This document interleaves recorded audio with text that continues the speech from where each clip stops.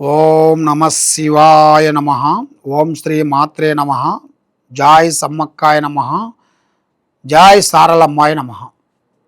ప్రజలందరికీ నమస్కారము.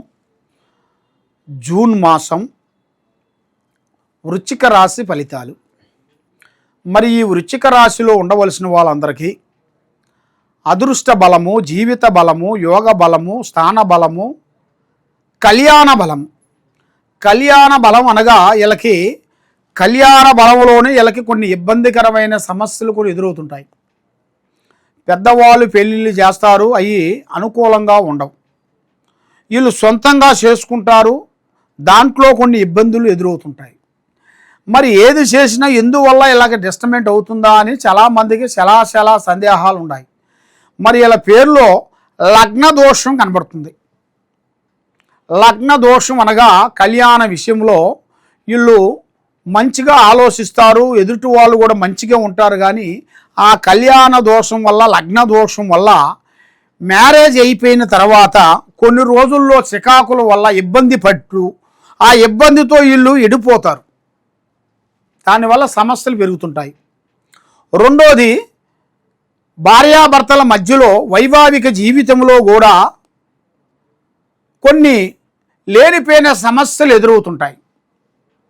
అంటే కొంతమంది కొన్ని ఆశలు చూపించి కొంత మోసం చేస్తుంటారు. ఆ ఆశకి వీళ్ళు వాళ్ళు చెప్పిన మాటలకి ఆశపడి వాళ్ళు చెప్పిన దానికి కరెక్టే అనుకొని వాళ్ళు కొన్ని తప్పుడు నిర్ణయాలు తీసుకుంటారు. ఆ తప్పుడు నిర్ణయాల వల్ల వాళ్ళ జీవితంలో, వాళ్ళ కెరీర్లో చాలా వరకు ఇబ్బంది పాలవుతారు. చాలా వరకు ముందుకు పోరు, వెనక్కి పోరు, ఏ పని కాదు, మనశ్శాంతి ఉండదు, ఏదో ఒక సమస్య, ఇంట్లో మనశ్శాంతి ఉండదు, బయటికి పోయినా మనశ్శాంతి ఉండదు, మానసికమైన ఒత్తిళ్లు ఎక్కువగా కనబడుతుంటాయి. మరి ఈ రాశిలో మెయిన్గా విద్యాదారులకి, అంటే చదువు, మంచి విద్య, పెద్ద పెద్ద ఆలోచనలు, మంచి ఉద్యోగం గురించి, ఒక దాన్ని సాధించాలన్న ఒక పట్టుదల, డబ్బులు సంపాదించాలన్న ఒక పట్టుదల, పెద్దవాళ్ళు కుటుంబాన్ని అభివృద్ధికి చేయాలని ఒక పట్టుదల వీళ్ళకు ఉంటుంది, ఎక్కువ శాతం ఉంటుంది. కాబట్టి వీళ్ళు చేసే పనులలో కొన్ని గ్రహాలు కొన్ని డిస్టర్బెంట్ అవుతుంటాయి.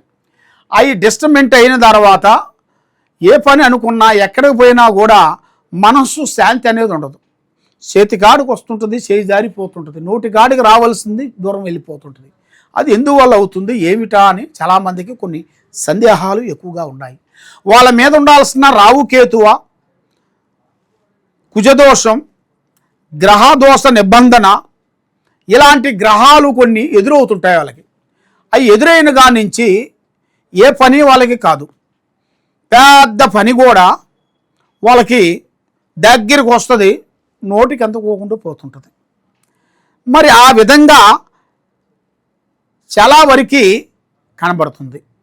మరి ఇలా జీవిత యోగంలో చూసుకుంటే మరి ఏ కార్యక్రమం చేసినా, ఎక్కడికి పోయినా కూడా వీళ్ళకి వ్యవసాయంలో కూడా కొన్ని ఇబ్బందులు, తర్వాత వ్యవసాయంలో కూడా పక్కన భూములు ఉండవలసిన వాళ్ళకి భూమి తగాదులు రావటం, లేనిపోయిన సమస్యలు తెచ్చుకోవటం, అది పోలీస్ స్టేషన్ దాకా పోవటం, దానివల్ల సమస్యలతో సతమతమై తిరుగుతూనే ఉంటారు. అది ఎందువల్ల అంటే ఈ గ్రహ ప్రభావం వల్ల అలా జరుగుతుంటాయి. మరి ఆ గ్రహ ప్రభావం వల్ల వాళ్ళకి అలా జరుగుతుంది. కాబట్టి వాళ్ళు ఏం చేస్తే బాగుంటుంది, ఏ పూజా బలం చేస్తే బాగుంటుంది, ఏ దైవారాధన చేస్తే బాగుంటుంది అని చాలామందికి చాలా సందేహాలు ఉన్నాయి. వీళ్ళ పేరు బలంలో చూసుకుంటే మరి కొడుకులు కానీ, కోడళ్ళు కానీ వీళ్ళ గౌరవాన్ని, వీళ్ళ అభిమానాన్ని, వీళ్ళ ప్రేమని, వీళ్ళ డబ్బుని కొద్దిగా భంగం చేయాల్సిన కర్మ యోగం అనేది వీళ్ళ జాతకంలో రాబోతుంది. అంటే పెద్దవాళ్ళ నుంచి కాదు, వాళ్ళ కొడుకులు, కోడళ్ళు, మనవడు, మనవరాల నుంచి లేనిపోయిన సమస్యలు, ఆ సమస్యల వల్ల వీళ్ళు జనాలలో కొంత అల్లరిపాలు కావటం, అన్నీ ఉంటాయి. భగవంతుడు ఇచ్చినట్టుగా డబ్బులు, బంగారము, ఆస్తి, హోదా, పేరు, గౌరవం అన్నీ ఉంటాయి. కానీ అన్నీ ఉన్నా కూడా ఈ చిన్న వాళ్ళ నుంచి లేనిపోయిన సమస్యలు కొంచెం ఎదురవుతాయి. ఆ సమస్యలతో వీళ్ళు ఎన్నో రోజులు సంపాదించుకున్న గౌరవం, ఎన్నో రోజులు సంపాదించుకున్న ప్రేమ, ఎన్నో రోజులు సంపాదించుకున్న ఆస్తులు కానీ రోడ్డు మీదకి వచ్చేస్తాయి. అలా రోడ్డు మీదకి వచ్చినప్పుడు వాడు ఎంత వాడైనా కానీ ఏ సమస్య ఉన్నా కూడా అది ఇంటికాడ పరిష్కారం అయిపోవాలి. ఇంటికాడ పరిష్కారం కాకోకుండా అది బయటికి వచ్చినా, ఒక పోలీస్ స్టేషన్ కాడికి వచ్చినా, ఒక బయటికి వచ్చేసింది అనుకోండి, దానివల్ల ఎన్ని కోట్లు సంపాదించుకున్నా కూడా ఆ జీవితానికి ఒక అర్థం పరమార్థం అనేది ఉండదు. మరి ఇలాంటి సమస్యలతో చాలామంది సతమతం అయిపోతున్నారు. మరి దీనికి మార్గం ఏమన్నా ఉందా లేదా గురువు గారు అని చాలామందికి సందేహాలు ఉన్నాయి. మరి దీనికంటూ ఒక మార్గం అనేది ఉంది. ఆ మార్గం మనం తెలుసుకోవాలనుకుంటే కొన్ని కావాలంటే కొన్ని వదిలేయాలి, అన్నీ కావాలంటే మనకి దక్కవు. కాబట్టి వాళ్ళ మీద, పిల్లల మీద ఉండాల్సిన గ్రహ ప్రభావం ఏమిటి, పెద్దవాళ్ళ మీద ఉండాల్సిన గ్రహ ప్రభావం ఏమిటి, మరి ఏమేమి జరుగుతుంది, విషయం ఏమిటా అనేది చాలా వరకు తెలుసుకోవాలి. ఆ విధంగా తెలుసుకునేట్టుకైతే వాళ్ళ కుటుంబానికి అన్ని విధానాలుగా మంచిగా కలిసి వస్తుంది, మనశ్శాంతి కలుగుతుంది.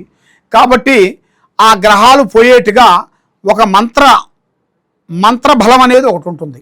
ఆ మంత్ర బలాన్ని చదివి 9 వారాల పాటు మేనుగా సుబ్రహ్మణ్య స్వామిని ఆరాధించి శ్రీ ఆంజనేయ స్వామి గుడికి వెళ్ళి అక్కడ తమలపాకుతో 9 వారాల పాటు పూజా బలం చేసి 9వ వారం లాస్ట్ రోజున వడమాల అనగా వడలతో తయారు చేసి, మన సొంతంగా వడలు తయారు చేసి దాన్ని ఒక మాల మాదిరిగా గుచ్చి స్వామికి వేయాలి. అలాగే వేసినట్టుకైతే మీ ఇంట్లో ఉండాల్సిన అష్టదరిద్ర దోష గ్రహ ప్రభావము పటాపంచలైపోతుంది, దిష్టి ప్రభావము పక్కగా పోతుంది, మైండ్ బాగుంటుంది.